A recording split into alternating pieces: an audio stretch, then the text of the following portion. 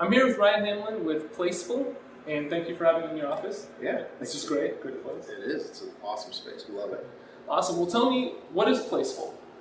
PlaceFull, in one sentence, is open table for everything else. So imagine wineries, bounce houses, trampolines, baseball facilities, anybody who has space for rent or camps or parties, we give them a platform that they can publish those listings, and they get published on their own website, they get published on their Facebook site, and they get published on our PlaceFull.com marketplace.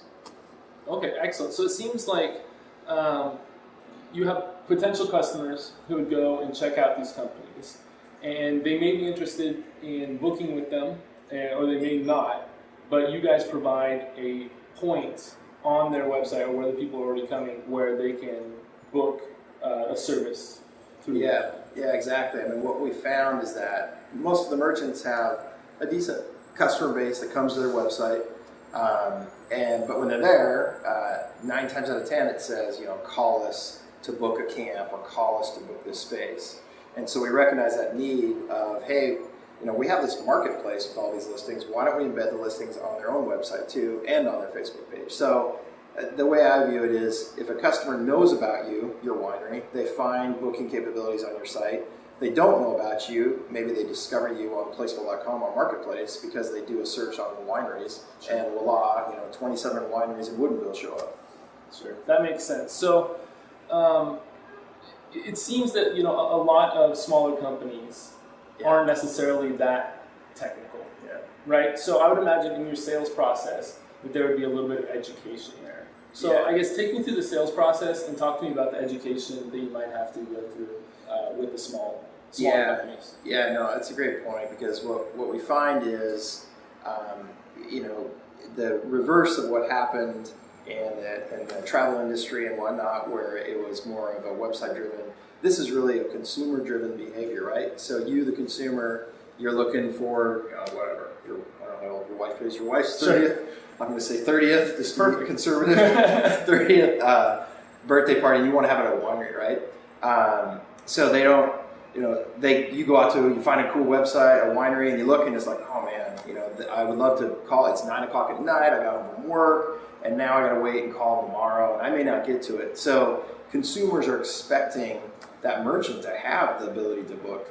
And so, we're seeing this consumer demand saying, hey, merchants, why aren't you listing this stuff on your website? So our sales process, it's nice when you get a merchant on and you basically say, hey, notice you're selling your space, or you're renting your camp or whatever. Did you know that 60% of all bookings happen after business hours? In fact, our data shows that 9 p.m. for some reason is the number one hour of booking. So, mom's got the kids down, or dad's home from work, or whatever it is. Right. It's the hour that people book. And so you, Mr. Merchant or Mrs. Merchant, if you don't have online booking and it's 9 o'clock and they come to your site and they think it's really cool, but you don't have it, they might go to the next person that does have it. So it's a lost opportunity. So it's that our sales process really is about saying, hey, you have this great facility, you already have the process in place for renting it. Why not just take that next step and make it available in real time for booking online? And that makes sense. I mean, usually if they're a mom and pop shop, they're the ones putting the kids down. They're the ones doing the bookings with other companies. Exactly. And so going through the sales process, I mean, do you ever have any resistance from companies that aren't technical, that just, this is the way they've been doing it? In fact, one of our sales folks the other day called the merchant and said, hey, notice you don't have online booking. And they said, oh, no, we have online booking. And they said, well, what do you mean? They said, oh, we list our phone number to call us on our website, and that's online. Right. So it's like, well, wait a minute, you missed the point. Just having a phone number on your website does not mean you have online booking. So so the resistance is, it takes some effort to set up your calendar, right, and publish that and keep it up to date online. And sometimes they worry about double booking, like, okay, somebody walks in and books it, but then I forget to update my calendar, and so then I get a real-time booking online, and maybe there's a double booking. That tends to be one of the things they bring up of like, well, I just don't have the time maybe to maintain all that stuff. And the reality is, if they're maintaining one calendar, whether it's a phone-in or an online booking, it actually saves them time. So we've had several of our merchants that have adopted us fully when somebody calls or walks in, they just say, "Oh, just go to our website. Calendar's up to date." And, hang up the phone and they go back teaching gymnastics or making wine or whatever they do in their day job, right? Right. Because most of these folks, they don't. Renting is nice; it's a nice revenue source, but it's not their core expertise, right? I mean, they want to make great wine and they want to, whatever it might be, and so less time thinking about renting and reserving the space, and more time they can go do what their business was intended for.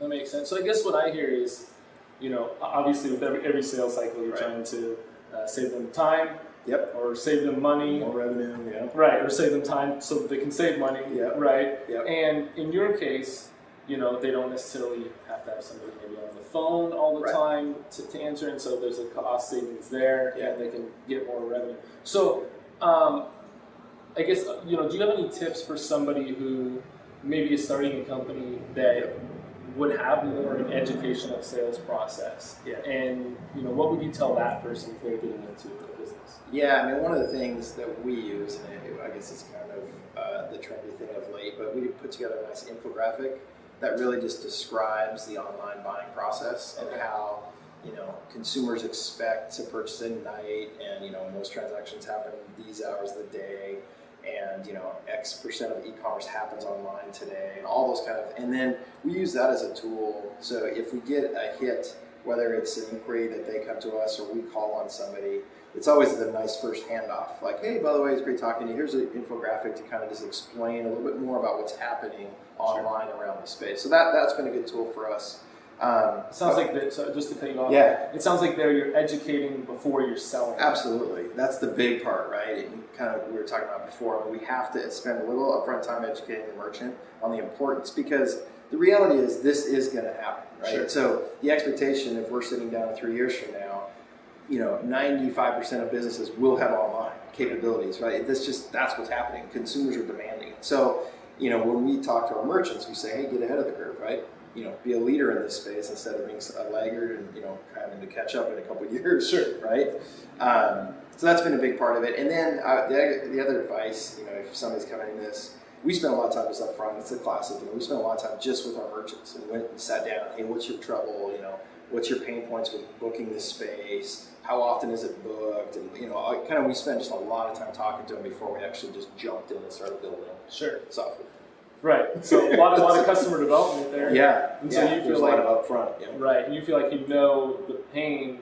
Did you uncover any potential objections while going through that as well? Yeah. I mean, there's a sense of loss of the customer control. That.